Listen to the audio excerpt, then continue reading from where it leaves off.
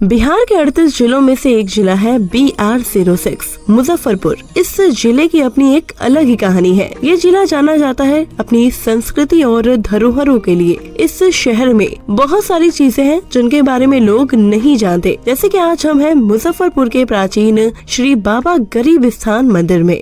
इस मंदिर की अपनी मान्यताएं हैं। यहाँ के स्थानीय लोगों का बाबा गरीबनाथ पर अटूट विश्वास है। इस मंदिर की भी बहुत सारी पौराणिक कथाएं हैं। तो आइए जानते हैं इस मंदिर के इतिहास के बारे में यहाँ के प्रमुख पंडित जी से।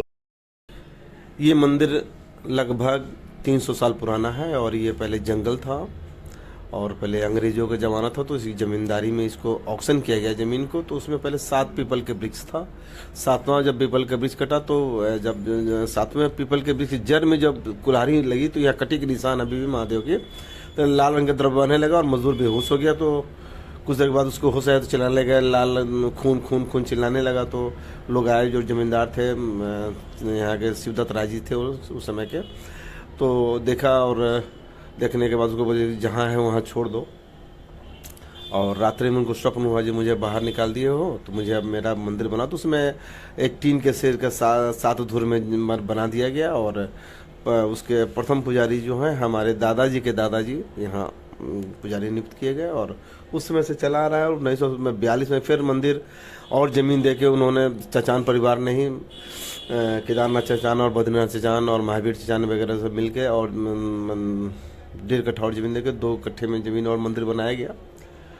और मंदिर के बनने के बाद हुआ, उसके बाद 1960 के बाद से यहाँ कांवड़ चढ़ना शुरू हुआ और सत्यनारायण भगवान की पूजन शुरू हो गया।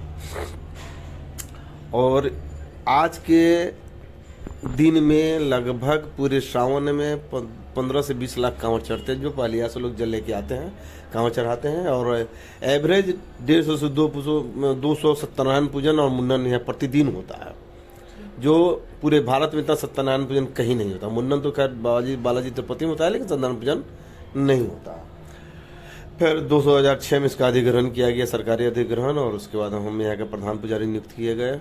और हमारे परिवार के भी अभी लोग हैं, सारा पूजा पाठ हम लोग करते हैं। और उसके बाद फिर और ज़मीन का डिमांड के कुछ खरीदा गया है, कुछ लोग ने दान दिया जो पूर्णतः दान देने वाले हैं। और दान देने के बाद आज ये भव्य स्वरूप में 4 कट्ठे में मंदिर बन के तैयार है।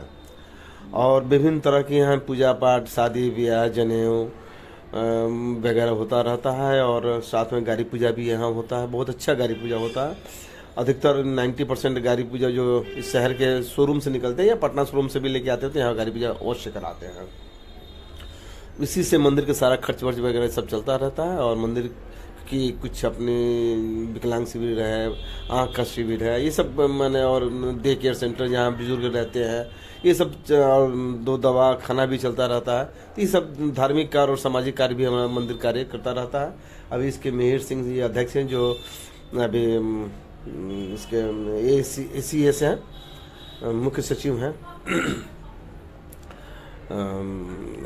पंचायती राज के मुख्य सचिव हैं और इसके अध्यक्ष हैं। उस समय से चला 11 आदमी की सब कमेटी है। शिवरात्रि में भी बहुत ज़्यादा भीड़ होती है, 1 जनवरी को भी ज़्यादा भीड़ होती है।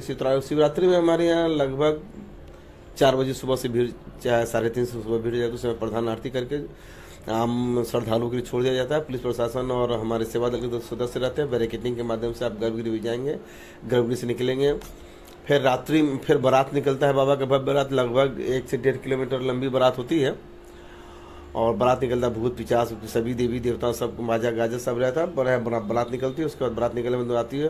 फिर रात्रि काल में 9, 9:30 के बाद भगवान का विधिवत पूजन करने के बाद, खुटसोपचार उसको पूजन कहते हैं, पूजन करने के बाद उनका श्रृंगार किया जाता है। श्रृंगार के बाद उनको मौरी पहनाई थी, जो वैसे मौरी जो पूरे भारत में वैसा मौरी देखने को आपको नहीं, अद्भुत मौरी होती है। लगभग उसकी हाइट होती है 4 फीट के करीब में, और उसका गोलाई होता है 3.5 फीट के रेडियस में।